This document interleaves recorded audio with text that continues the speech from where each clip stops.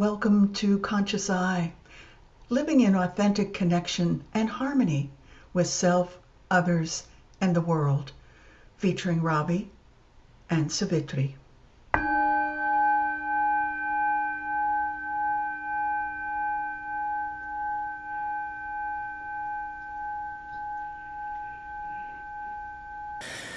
Settle into our breath for a moment. Deep inhale. And exhale.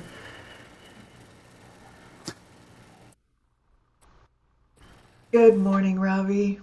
And good morning, Savitri. Wow, what a morning. I had a couple people text me this morning and say, "Hey, have you seen the news?"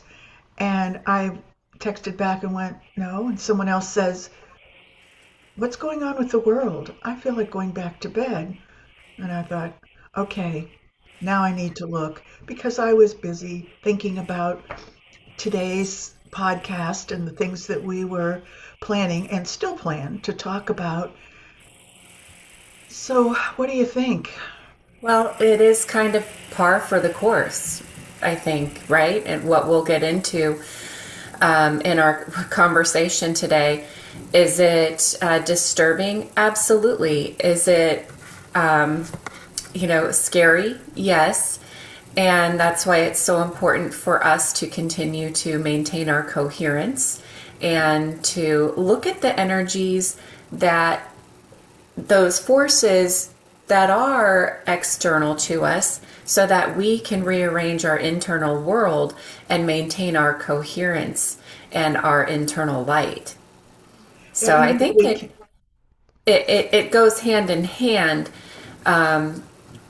with what we had already planned to talk about, not necessarily in the way you would anticipate, but isn't that the way of the world? yes, yes. And just from an astrological standpoint, we have a lot of activity going on in Sagittarius right now. This is Vedic astrology, by the way, so it's the sidereal placement of the planets in the sky. And when we look at that cluster of family members, and I'll refer to family members as the planets that we look at along the way, there's a lot going on there. We know Sagittarius is about, it can be government or teaching, it can be gurus. It also can be a religious focus, which is often what we think of it. And it has a set of boundaries that are uh, rather firm, some would say rigid, and often it's very black and white. It's fire or no fire. And we have Sun in there for a few more days. So Sun is also a fiery planet, bringing a lot of excess heat to that area, lighting up the personalities that are uh, in our focal point for this morning. And also, we have Venus in there, who often would be bringing us a little bit of balance and feeling of wanting things to be beautiful and easy and calm and everyone feels good. But Venus is combust, meaning that the sun has um, overheated Venus, so to speak. Venus is in a location that the sun has taken over the light for Venus. So Venus is a little weaker there. And we also have Mars. So having Mars in this family cluster, often called stellium, is what we're experiencing today. That unidirectional approach of finding our way into um, a rather warrior like environment, just to put it out there. Mm-hmm. And we also, uh, well, let's start with those because those three really are three that help define what it is that we were just talking about. We wake up to fire in the sky from us to another country. Mm-hmm. Yeah. Mm-hmm. And our conversation today for our listeners was to be centered around this new year, what it will bring, the energies that kind of will be guiding us in the coming year. And so we'll continue on that path in this conversation. And as always, which we've said before, we don't control what happens outside of us, but we are in control of our response to what happens outside of us and how we interact with ourselves and in the collective. And that is truly what creates reality. So, although it may feel like our reality has been hijacked, keep in mind that you still have your own interpersonal power, your own inner light. And it is through the maintenance of that coherence that will continue to move us forward in compassion, in love, in the higher good. So let's not lose sight of that as we continue this conversation. In fact, I was thinking, for a moment you think, oh, is that going to change?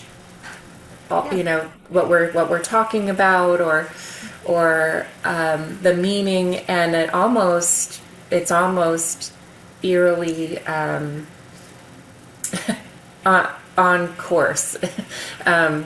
It almost isn't surprising at all.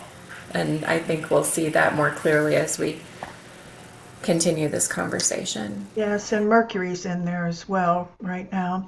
Or I should say, this was the January 1 chart, which is what we had thought about talking about.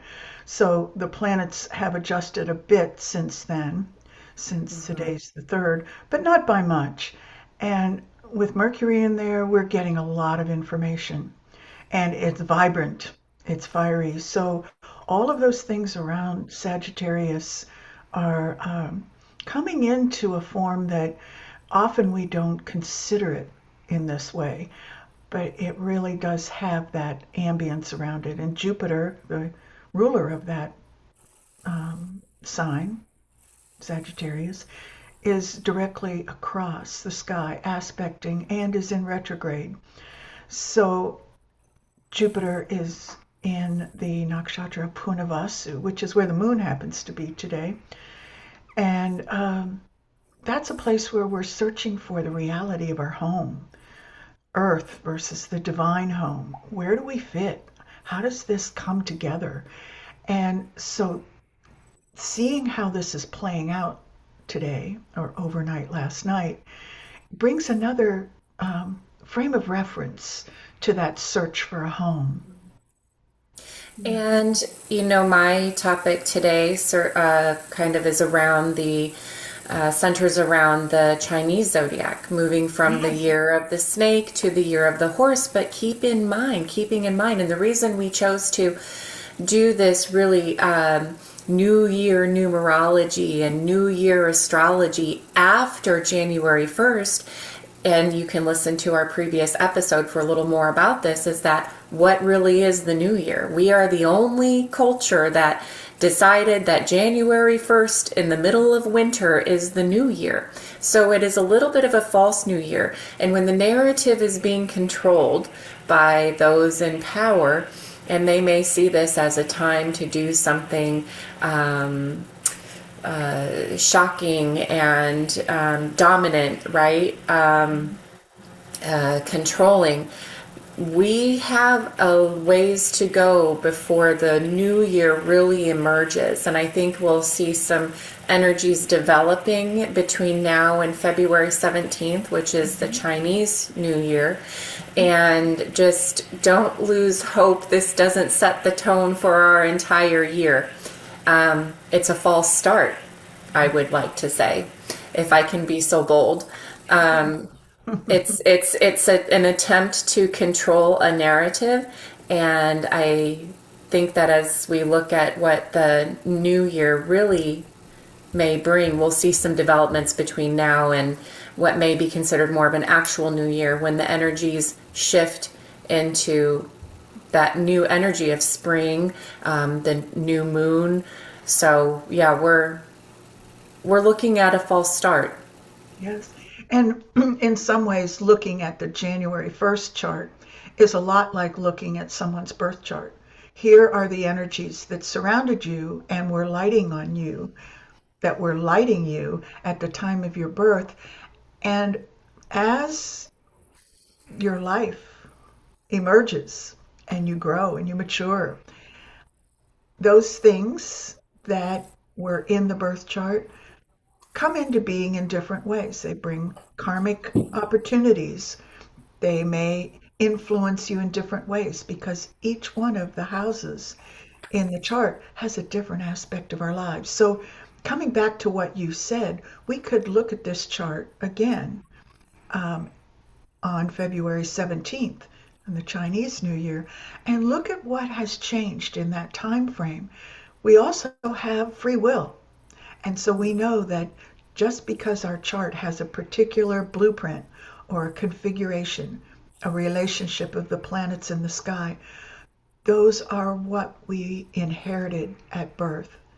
And we have the opportunities to follow that light or not.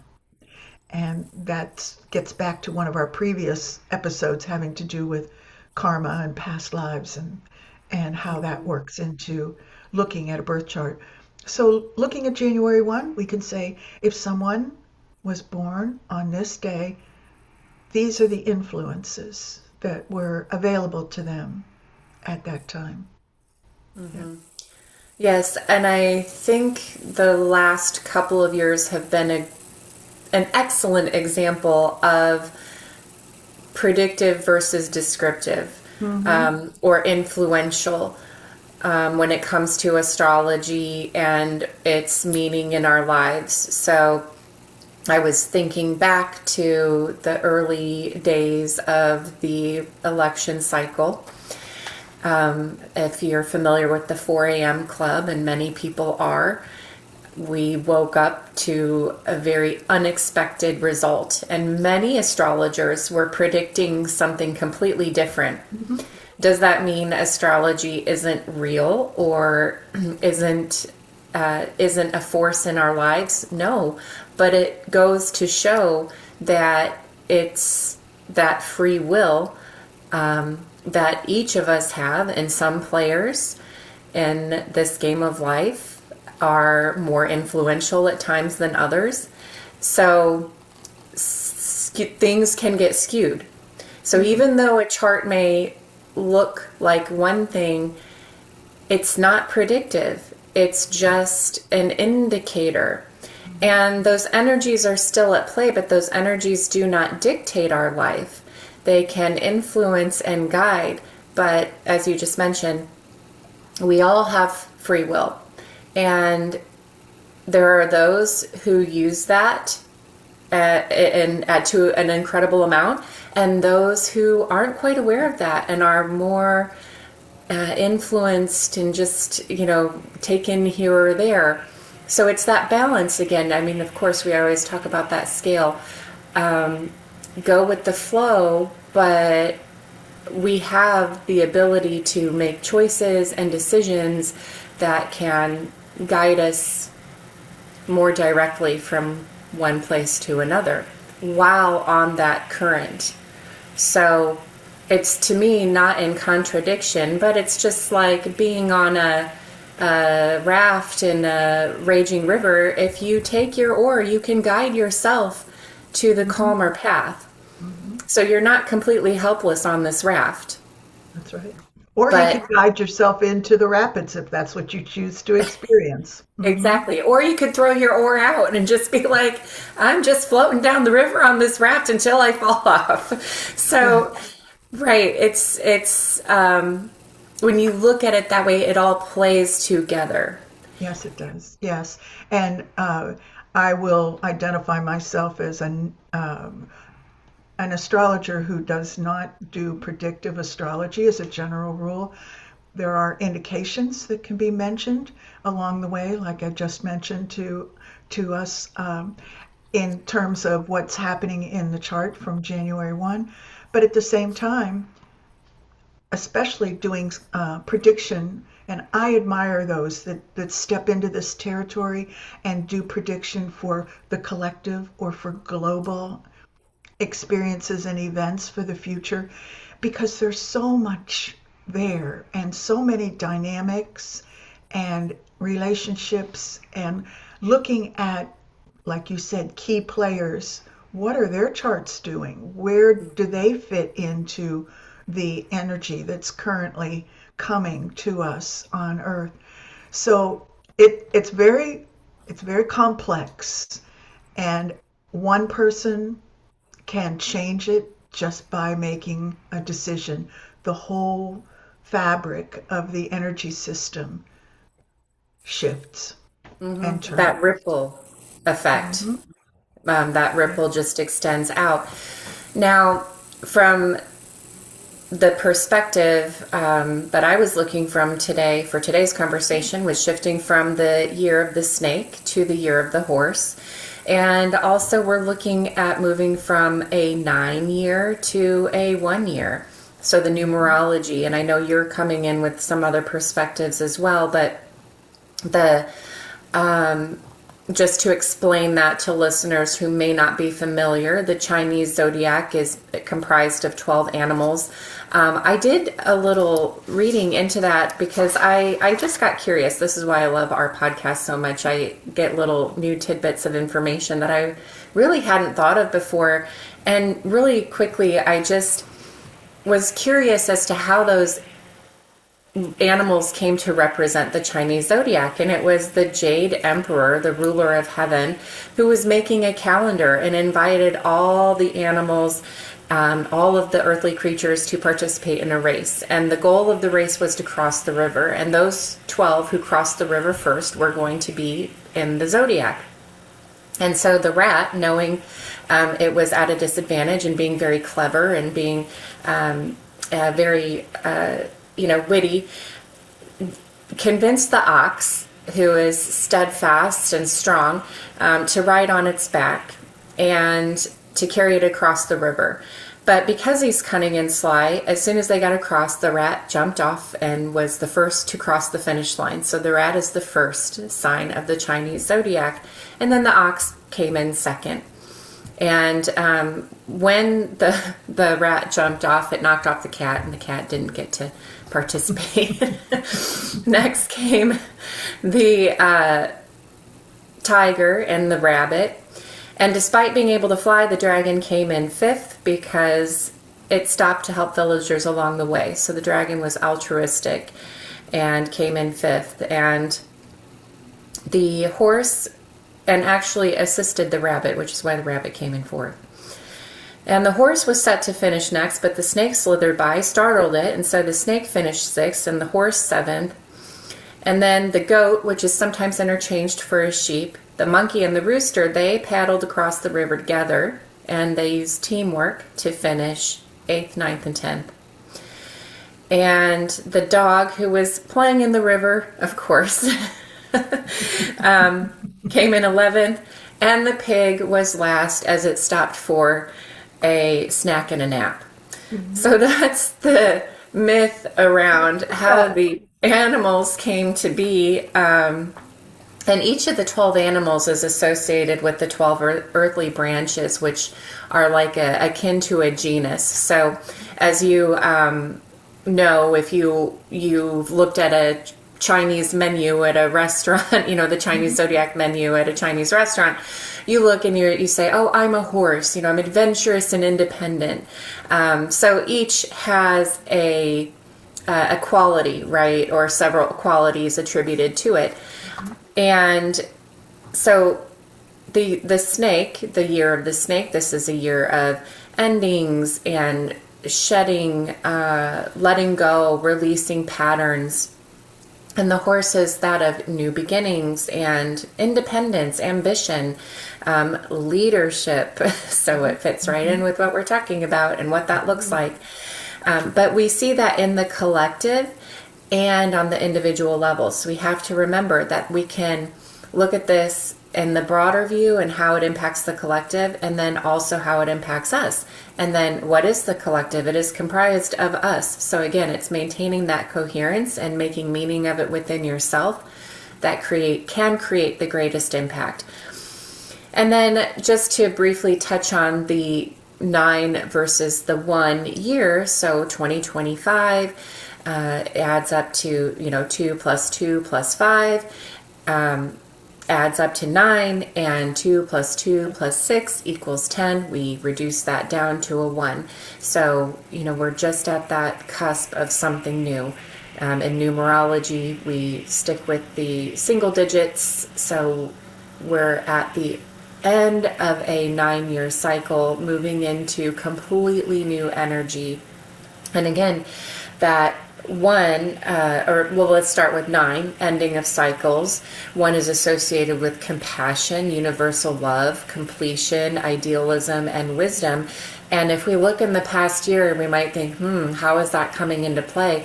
Look at all of what's been going on, not only in our own country, but across the world. You either have, I think that the key difference between the division that we see is you either are looking through a lens of compassion and empathy, or you're not.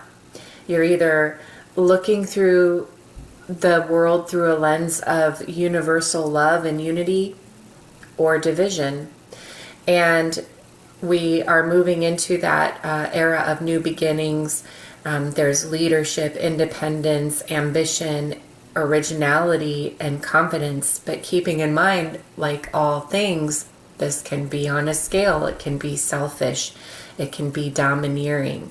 Mm-hmm. And so again, you can look at these qualities, how they may show up in you, and how they may show up in other individuals, and how they may show up in the collective. There's room for both positive and negative expression of all of these energies. And that's where that free will comes in. Are you going to balance that and be harmonious? Or are you going to be that selfish, domineering individual creating division? Yeah. So interesting that you told that story. I don't think I've ever heard that. Well, I know I've never heard it before. It was great. And thinking about the animals in the Chinese zodiac, there are similar points in the Vedic astrology as well. Snakes are very important in different Nakshatras, which is where the seeds of karma reside. Those constellations beyond the 12 zodiacs out in the sky. Mm-hmm. And they bring the wisdom of the earth. They are the keepers of the wisdom of what we have here on earth. And so when you think about bringing those two concepts about the snake together, it gives us a picture that's a little different than just maybe shedding your skin or moving on or whatever. But there's a real purpose that the snake in Vedic astrology brings to individuals that may have that influence in their chart. And then the horse, of course, is also in Ashwini Nakshatra, which is the very first nakshatra in the zodiac that occurs in spring. And that's where we're off to the start, right? It is a formless sense of energy, much like if you watch horses galloping freely, maybe not necessarily on the racetrack, but freely, because they're joyful, or maybe they were startled by something. So horses are very reactive animals, and over time in working with humans, they become less reactive and more responsive. But their natural inclination is to flee immediately if something stimulates the herd in a way to do that. And so that energy that you described for the horse is also very available in spring, because that's the time when, in some regions, like we're in the Midwest US, it almost seems like one day it's winter, the next day the weather changes and things are popping out of the earth. I mean, you can see them. You think, Mhm. overnight, how did that happen? And that's, I think, the quality of the horse. But there's also that sense of courageousness. And I found horses to be very empathetic and have a deep heart and soul that is kind. And they do want to please. So there are so many different qualities to this. Do you know what animal you are in the Chinese zodiac? I'm a horse. You're, oh, well, good for you. This is your year. Congratulations. But I What to think, celebrate? yes. And what about you? I'm a dragon. Oh, yeah, of course. Yeah, altruistic and confident, enthusiastic. That snake, too, is wise and intuitive. Hmm. I think the snake gets a bad rap because of its affiliation with the Western Christian idea of what the snake is. But the snake is that Kundalini energy. That's right. Yes. It's that dormant energy that we have to wake up, and it's our deepest intuition and its wisdom, and it takes a lot of wisdom to know what to let go of. I don't know if our listeners have ever been like me during a moon ceremony or any type of meditation when the prompt is to just let go, and you're in your head and not in your heart, and you're thinking, oh, what do I need to let go of? There's so much. It's that intuition to know what really isn't serving you, because those words are just words until you feel and internalize and embody what that means for you. What you think you may need to let go of may not be really what you need to let go of. It's that intuition and the wisdom, in the deepest sense, that comes from your core, from your inner knowing, that really can guide us to know what to leave behind. And also, that the horse, it's fast-paced action.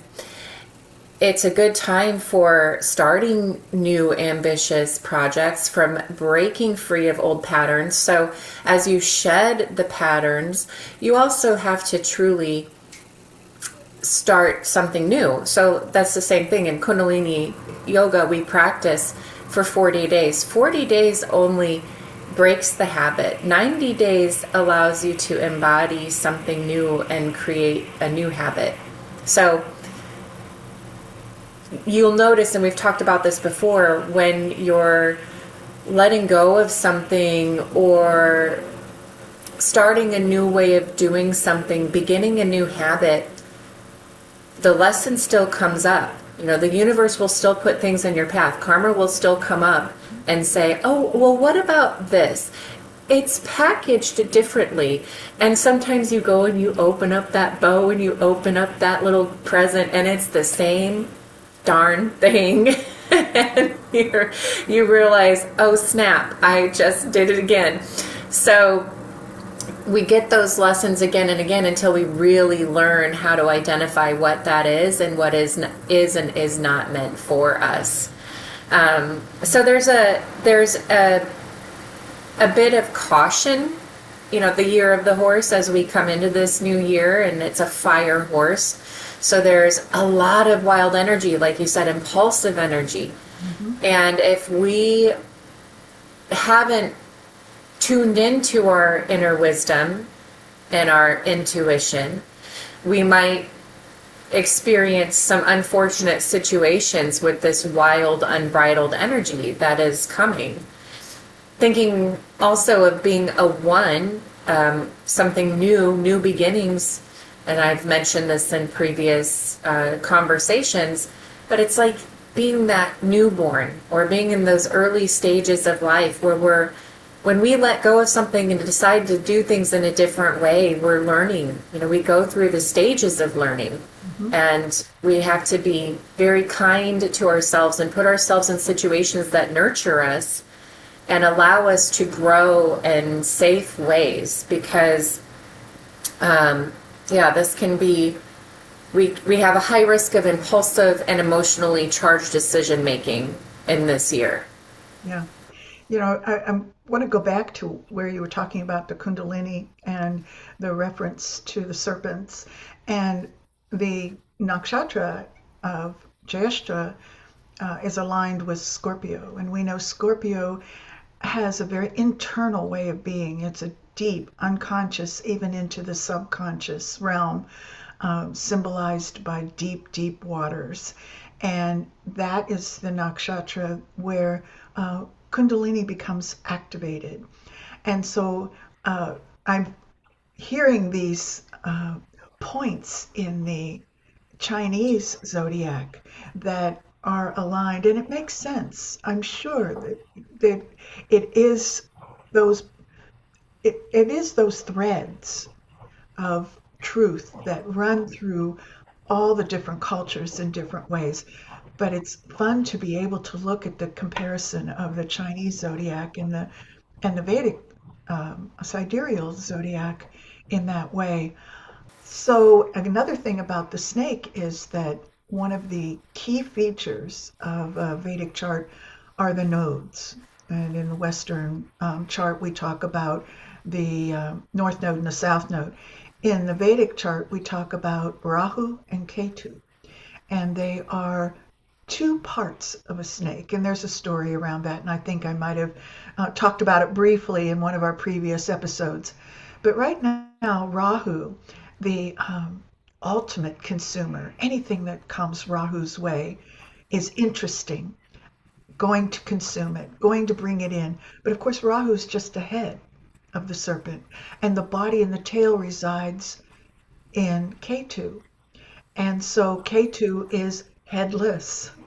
So the two of them together are, in many ways, a unit, but in other ways, they are, uh, in a way, competitive. They're working against each other. Where Rahu is out toward the future, wants to know what's next. Let's make it happen. Let's bring it in. And Ketu's back here holding down the fort and bringing up past karma and churning and generating the karma that will come in. And right now, we have Rahu and Ketu in some very interesting locations, and they will be changing in the future. In November of, let's see what I have here. Yeah, they're going to be changing November 25th. Right now, Rahu, with that global, I think anything's possible, is in Aquarius, and we know that's the collective, and it's the people. And K2 is across the sky in Leo, and soon to be in Maga, which is the nakshatra of the king.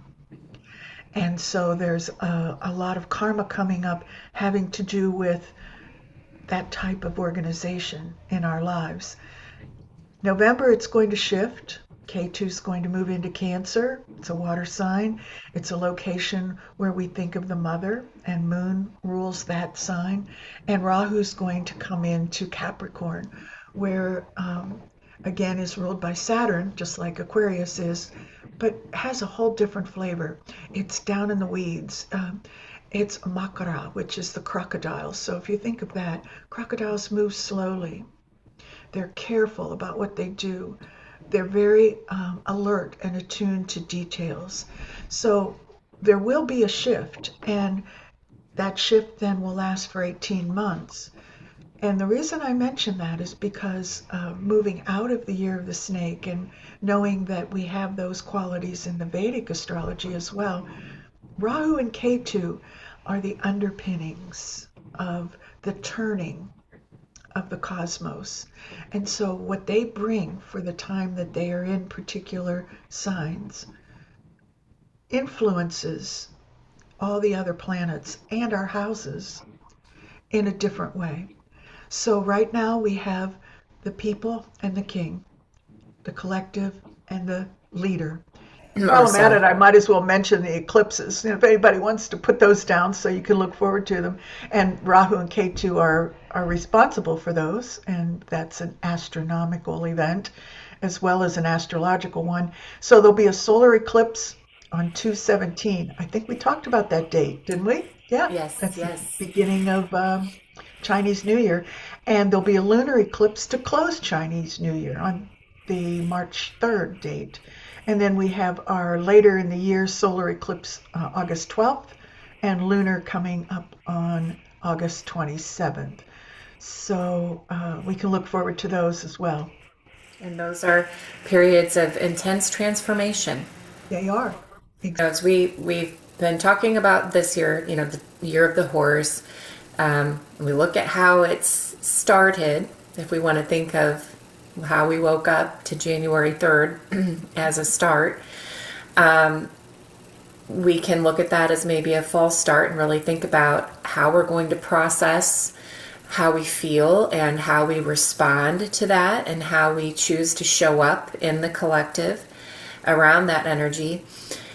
And how we might see ourselves, how we lead ourselves, how we use our independence to navigate the world throughout this year, what we choose to be intentional about, where we choose to put our ambitions, stepping into our own authenticity, originality, coming up, can we look at things in a new way? And just to look a little bit further ahead, if I may, 2027 is a 2-year, and the year of the goat or the sheep, and that is a year of cooperation and diplomacy and sensitivity and partnership and intuition and patience. So just something to think about is that, remember, everything we experience is just a cycle. And nothing stays static. Nothing is forever. So it's really, we may look outside of us and see the doom and gloom and feel afraid and feel nervous and feel defeated. But keep in mind, it's the light that we carry within and how we navigate through that darkness that really does create our reality. That's right. So, And and that's free know, will. Hmm. exactly, and know that this is just part of the cycle. Everything that happens for a reason, but you make the meaning out of it. Yes, and I think that is the core feature of an birth chart, an astrology birth chart, is that these are the opportunities for events in the life, maybe to receive good karma or resolve karma for another time. And just seeing how those are put in place at the time of your birth doesn't mean that this is going to be exactly how the life rolls out, because there are so many other dynamics that occur that change, change the nuances. And so it's a very complex cycle. If anybody is interested, I do a morning moon brief, which talks about the cycle of the moon, where it happens to be, which nakshatra it's in, which sign it's aligned with, so that you can begin to see on a daily basis exactly what you're talking about, Ravi, is that it ebbs and flows. This might be a 1 year where we're really active and moving spontaneously and kind of rampant. And next year brings us back for reflection, a little more passive way of looking at life, thinking, okay, what just happened? Let's figure this out. And then you go into the third year, year 3, and that's a year of realization, where you can see the picture. What happened year 1, what happened year 2. Now we're integrated and ready to move in a direction, whatever we choose to do. Um, yes, so getting through this year, you have volatile energy, you have a lot of fire, care for your heart and lungs because those are associated with metal and fire suppresses metal, so we want to be careful with our heart and lungs. do good breath work, and balance yourself, stay grounded, and channel that intense energy with constructive action. So rather than being sucked into the cycle of doom and gloom and divisiveness, be intentional. Let go, reflect, and forgive, and be proactive, embracing autonomy and personal power. Great advice. You can tell me that again and again and again. I will. I need to tell myself again and again and again. Oh, we've covered some territory again. We always do. And uh, what I'm still thinking about the story about the Chinese Zodiac. So I will be listening to our podcast myself in the very near future. Thank you, everybody, for being with us today. And take a Yes. deep breath. And please share with us your thoughts, your worries or your celebrations. We're all in this together. And you can email us at consciouseyes, EYES 108 at gmail.com if you have a lot to say, or you can comment on our video, and we'll always include you in the conversation. We do love to hear from you, so please, if you've got something on your heart, let us know. Right. And we'll be coming up to another one of those podcasts where we look at all the comments and questions and directly attend to those. So you are heard and seen, and we appreciate Yes. you. Thank you, and thank you for being here again. You are this community. Satnam. Namaste.